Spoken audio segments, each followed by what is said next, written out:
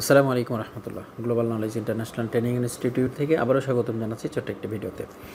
সফলতার কোনো শর্টকাট রাস্তা নেই। সফলতার শর্টকাট রাস্তা খুঁজতে গিয়ে অনেক মানুষ পিছনে তাকিয়ে দেখছে তার বয়স 50 পেরিয়ে গেছে, গড়াইও 60 বছর, এখন 10 বছরে লং প্রসেসে আর কোনো কিছু করা সম্ভব নয়।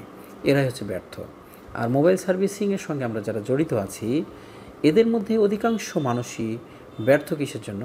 এরা তো ভালোই ইনকাম করেছে, ভালো স্মার্ট আয় করেছে। এদের আয়গুলো ছিল বাংলাদেশের প্রথম শ্রেণীর যেসব অফিসার আছে তাদের সমতুল্য। তারপরেও কেন তারা এখন ব্যর্থ হচ্ছে এই জীবনের পরিকল্পনা নেই। আমরা কোথা থেকে কোথায় যেতে চাই এবং কতটুকু সময়ের মধ্যে আমার অবস্থান পরিবর্তনের জন্য আমি কাজ করব এবং আমার টার্গেটটা কী, এই সকল কিছুর পরিকল্পনার বড়ই অভাব ছিল, যার কারণে আমরা সফলতার দ্বার প্রান্তে গিয়েও ব্যর্থ হয়ে গেছি। বন্ধুরা, মোবাইল সার্ভিসিং সহ পৃথিবীর যত কারিগরি শিক্ষা আছে সকল শিক্ষাগুলো সুন্দর একটি ছকের মধ্যে বিদ্যমান। এই ছক যদি পরিকল্পনা করতে পারেন এবং এই পরিকল্পনা অনুযায়ী যদি আপনি ডে বাই ডে আপনার নিজের স্কিল ডেভেলপমেন্টের জন্য কাজ করতে পারেন, তাহলে আপনার কাছের মতো স্বচ্ছ পরিষ্কার একটি লাইফ আপনার জন্য অপেক্ষা করছে, যেখানে আপনি সফলতাকে একেবারে কাছে থেকে দেখতে পাবেন।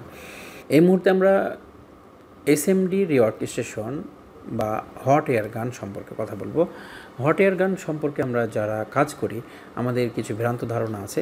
আমি এর আগেও বলেছিলাম, যখন আমরা হট এয়ার গান কিনছি মার্কেট থেকে, কেনার পরে হট গানটাকে আমরা প্রথমেই একটা নির্দিষ্ট হিটে আমরা ফিক্স করি এবং এই হিট দিয়েই কিন্তু আমরা আইসি রিভলিং, চার্জিং পোর্ট রিপ্লেসমেন্ট, আইসি রিপ্লেসমেন্ট, নেটওয়ার্ক আইসি রিপ্লেসমেন্ট, তারপরে হচ্ছে পাওয়ার আইসি রিপ্লেসমেন্ট, সিপিইউ রিপ্লেসমেন্ট, এমনকি রিভলিংয়ের কাজ, আবার দেখা গেছে যে আমাদের পেস্টিং আইসির কাজ, সকল কিছু কিন্তু আমরা নির্দিষ্ট একটা টেম্পারেচারে করছি।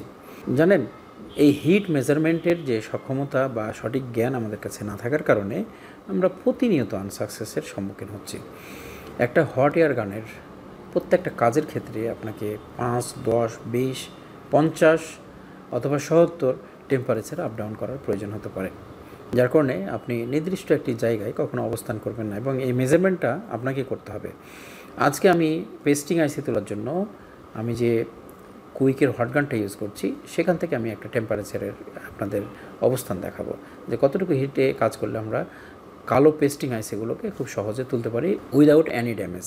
তবে এই মুহূর্তে যে বিষয়টি আমাদের লক্ষণীয় সেটা হচ্ছে যে আপনি কোন ব্র্যান্ডের হট এয়ার গান ইউজ করেন, সে হট এয়ার গানটা সম্পর্কে আপনার ধারণা নিতে হবে।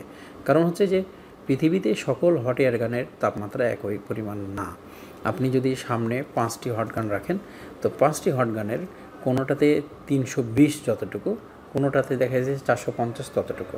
তার মানে আপনি যে ব্র্যান্ডের হট গানটা কিনছেন সেই হট গানের হিটটাকে আপনাকে নিজেকেই মেজারমেন্ট করতে হবে। কোনো হট গানে দেখা যাচ্ছে 450 টেম্পারেচার, আপনাকে কোনো হট গানে 300 মতো সার্ভিস দিচ্ছে। সেক্ষেত্রে আপনাকে আপনার হট গানে মেজারমেন্ট করতে হবে যে আপনার হট গানে কত টেম্পারেচারে কোন সেকশনে কাজ করা যায়। তো এই মুহূর্তে আমরা পেস্টিং আইসি নিয়ে কাজ করব। রিভলিংয়ের আমি টেম্পারেচারগুলো দেখাবো এবং বিভিন্ন সেকশনে আমরা কতটুকু হিটে আমরা কাজ করতে পারি সে বিষয়গুলো আমি স্টেপ বাই স্টেপ ভিডিওতে নেওয়ার চেষ্টা করব। আসুন আমরা দেখে নিই যে আমাদের হটগানের টেম্পারেচার কতটুকু দিয়ে আমরা পেস্টিং আইসির কাজগুলো করলে সেফলি আমরা কাজ করতে পারবো ইনশাআল্লাহ। এই মুহূর্তে লক্ষ্য করুন, আমরা একটি পেস্টিং আইসির বোর্ড নিয়েছি সামনে। ইএমএমসিটা আমরা তুলব প্রোগ্রামিংয়ের জন্য। আর সামনে দেখছেন হট এয়ার গান। দেখুন আমি যে হট এয়ার গানটি ইউজ করছি সেই হট এয়ার গানে আমি কত হিটে কাজ করব।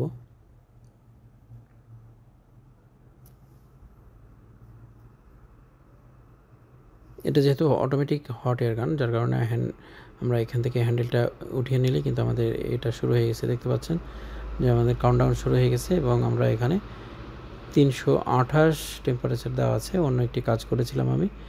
এখন এই টেম্পারেচারটি আমি সেট করে নেব মোটামুটি 370-এ এবং এই পেস্টিং আইসিগুলো 370-এই মোটামুটিভাবে কাজ করে ফেলতে পারবেন। আমরা এখানে 360 এবং 370 আমরা কাউন্টডাউন করব ইনশাআল্লাহ।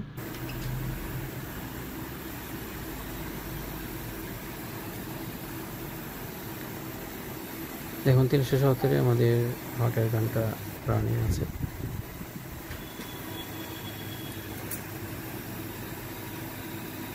পেস্ট ইউজ করব আমাদের আইসি সুরক্ষিত রেখে কাজ করার জন্য এবং হিটগুলো সমন্বয় করার জন্য আশেপাশের কম্পোনেন্টগুলোকে ধরে রাখার জন্য আমাদের পেস্ট ব্যবহার করতে হবে। সোল্ডারিং পেস্ট গুরুত্বপূর্ণ।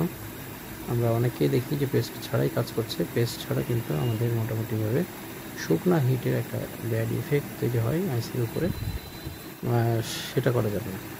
আর আশেপাশে যে কম্পোনেন্টগুলো আছে, আমাদের লিডগুলো যখন গলে যায় তখন কম্পোনেন্টগুলো অনেক সময় বাতাসের চাপে উড়ে যেতে পারে। সেক্ষেত্রে আমরা এখানে অবশ্যই সোল্ডারিং পেস্ট ইউজ করব। এই সাইডের পেস্টিংগুলো কাটার জন্য আপনারা কম হিটেও কাজ করতে পারেন, যেহেতু ভালো মানের হট এয়ার গান, যার কারণে আমরা এটাকে এভাবে ধরে আপনার হাতের অ্যাক্টিভিটি যখন ভালো থাকবে তখন নর্মালি এই কাজগুলো করে নিতে পারবেন। আমি স্বাভাবিকভাবে এই ভিডিওটি দেখানোর চেষ্টা করব, কোনো ধরনের কাটছাট অথবা স্পিডি ছাড়াই।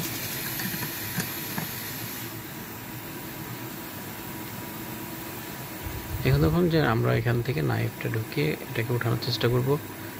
হটগানের যে হিটটা রয়েছে সমান্তরালভাবে আইসির সব সাইডে আমরা এটা ঘুরিয়ে ফিরিয়ে হিটটা দেওয়ার চেষ্টা করব।